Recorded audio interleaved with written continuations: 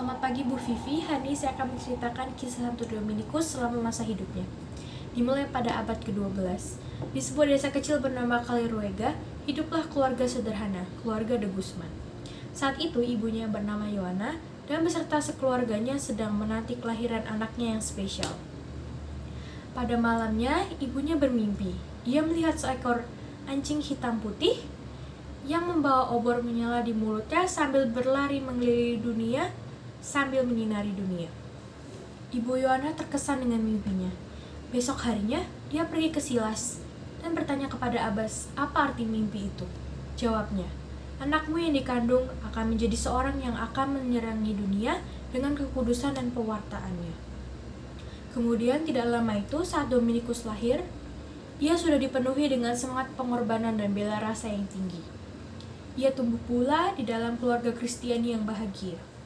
Masa studinya diawali bersama pamannya. Pamannya adalah seorang imam.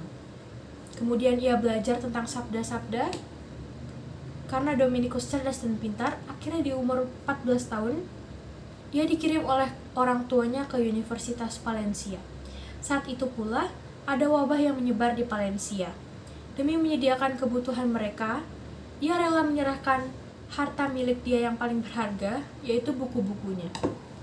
Dan beberapa tahun kemudian, yang diinginkan orang tuanya pun tercapai, yakni Dominikus ditahbiskan menjadi imam.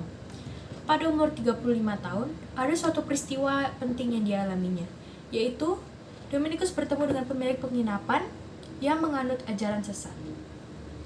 Ia berbicara dengan pemilik penginapan itu semalaman tentang ajaran gereja yang benar.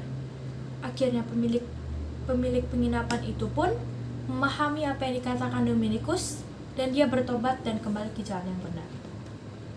Di Languedoc, Dominikus bekerja keras untuk membela Injil yang benar dan menolong orang-orang. Kemudian, Dominikus dan Diego pergi menyelamatkan para wanita-wanita yang dididik oleh penganut ajaran sesat dengan menyediakan sebuah tempat agar para wanita itu dapat sepenuhnya berbakti kepada Allah.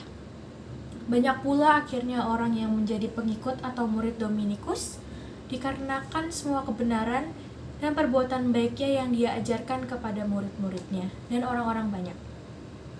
Dominikus pun tutup usia di Bologna pada tahun 1221 setelah ia menderita sakit parah.